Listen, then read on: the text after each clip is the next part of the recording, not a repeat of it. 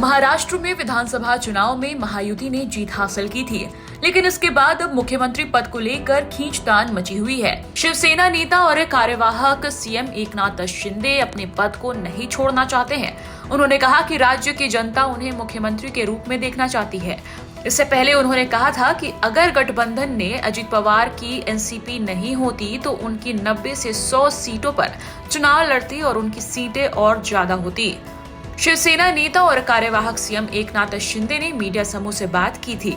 इस दौरान उन्होंने कहा, मैं जनता का मुख्यमंत्री हूँ। मैं हमेशा ही ये कहता आया हूँ कि मैं एक मुख्यमंत्री होने के साथ साथ एक आम आदमी भी हूँ। मैं लोगों की समस्या को जानता हूँ और उनके दर्द को समझता भी हूँ। मैंने उनकी समस्याओं को दूर करने की कोशिश की है।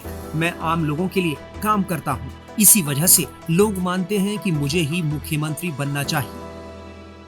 मैं यहाँ पर आया था अरेस्ट करने के लिए। अभी बहुत काफी भागदौड़ हो गई चुनाव में।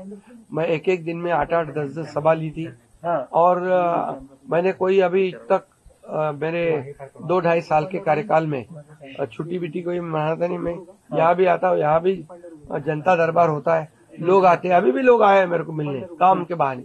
वो यहाँ आने के बावजूद भी मुझे लोगों से मिलना है। मिलता हूँ मैं लोगों को और मेरी तबीयत थोड़ी खराब थी, अभी ठीक हूँ। और मुझे एक ही है कि ये सरकार जो है ये जनता की आवाज वाली सरकार है। जनता को जैसे सरकार चाहिए वैसे सरकार मिलेगा। मैंने बुधवार के दिन पूरी तरह मेरी भूमिका स्पष्ट की हुई है। आदरणीय प्रधानमंत्री जी, आदरणीय गृह मंत्री अमित भाई और भारतीय गृह मंत्रालय को लेकर के कोई मांग है क्या आप लोगों की? भारतीय जनता पक्ष के अध्यक्ष नड्डा जी जो मुख्यमंत्री पद के बारे में तय करेंगे उसको मेरा पूरा समर्थन मैंने ऑलरेडी दे दिया। गृह मंत्रालय ऑलरेडी दे दिया है। आप ही कुछ बोलोगे क्या मुझे बात करने? पूरी तरह मैंने मेरा समर्थन दिया है। उसके लिए कोई किंतु परंतु नहीं है। पूरा स्पष्टता से मैंने कहा है। मैं पूरी स्पष्टता से मेरी भूमिका व्यक्त करने वाला कार्यकर्ता हूं और मैंने जो काम किया है, जो नेतृत्व किया है मैंने और हमारे दोनों उप मुख्यमंत्री और हमारे सहयोगी ने, जो आज तक के तुम कितने सालों से पत्रकारिता करते हो, जरा खाली थोड़ा याद करो कि आज तक के इतिहास में इतने बड़े 2.25 साल के अंदर इतने बड़े पैमाने पर डेवलपमेंट और इतने बड़े पैमाने पर वेलफेयर स्कीम जो कल्याणकारी योजना कभी की थी।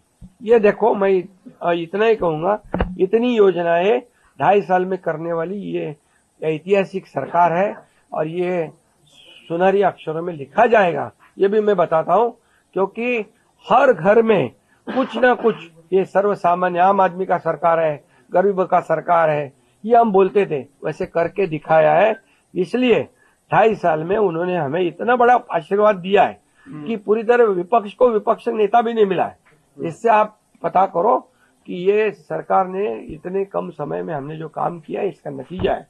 और मैंने पूरी तरह कहा है, मोदी जी अमित भाई जो कहेंगे उसे पूरा हमारा समर्थन है। और निश्चित रूप से अभी मैं एक ही बात कहता हूँ, सरकार स्थापित हो जाएगी, अच्छी तरह से हो जाएगी।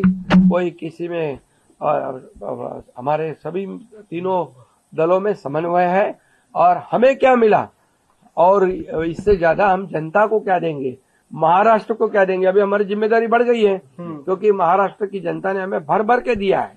अभी हमें उनका विकास करना है, ये योजनाएं को आगे बढ़ाना है, इस पे पीछे हम काम करेंगे। इतना ही मैं कहता हूँ। अरे भैया, उनकी कल मीटिंग है ना विधानमंडल पक्ष की, उनकी मीटिंग है, उसमें तय हो जाएगा। क्यों चिंता करते हो? 5 तारीख तो हुई है, तो आप चिंता मत करो, सब बराबर हो जाएगा। वहीं महाराष्ट्र विधान परिषद के सदस्य एवं भारतीय जनता पार्टी के नेता प्रवीण दरेकर ने रविवार को एक बड़ा बयान दिया था। उन्होंने कहा, महायुति में कुछ भी घमासान नहीं है। इसमें अच्छी तरह से समन्वय और तालमेल है। अब 5 दिसंबर को महायुति की सरकार का शपथ ग्रहण समारोह होगा। तीनों पार्टी के नेता शपथ लेंगे।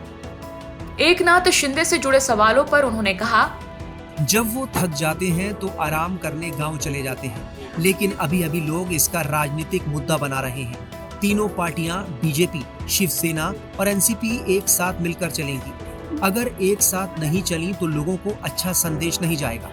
ये कल्पना तीनों पार्टियों के नेताओं को है। बता दें, पहले ये खबर आई थी कि देवेंद्र फडणवीस ने कार्यवाहक मुख्यमंत्री एकनाथ शिंदे से फोन पर बात की थी। बताया जा रहा है कि फडणवीस ने शिंदे की तबीयत के बारे में पूछा और उनका हालचाल जाना था। बता दें कि 5 दिसंबर को मुख्यमंत्री के आजाद मैदान में नई सरकार का शपथ ग्रहण होगा। नरेंद्र मोदी जी के नेतृत्व में महाराष्ट्र में महायुति को ऐतिहासिक विजय मिला है। आज तक सबसे बड़ा मैंडेट महाराष्ट्र में महायुति को मिला है और महायुति सरकार का शपथ ग्रहण समारोह माननीय पंतप्रधान नरेंद्र मोदी जी के उपस्थिति में मुंबई के आजाद मैदान पर 5 दिसंबर 2024 को 5 बजे होगा और जो महाराष्ट्र की जनता इस ऐतिहासिक शपथ ग्रहण समारोह का इंतजार कर रही थी, वो इंतजार अब खत्म हो गया। मैं महाराष्ट्र की जनता को बहुत बहुत शुभकामनाएं देता हूं। वहीं मुख्यमंत्री का नाम फाइनल नहीं होने पर शिवसेना उद्धव गुट बीजेपी को घेर रही है। 20 तारीख को चुनाव हुए थे, 23 तारीख को नतीजे आए थे। आज हम 30 तारीख को बात कर रहे हैं। करीब 7 दिन बीत गए। एक बचपन से कहावत सुनी थी कि बीरबल की खिचड़ी हुआ करती थी जो कभी पकती नहीं थी। जब उस खिचड़ी के बारे में पूछा जाता था तो यही होता था कि खिचड़ी भी पक रही है।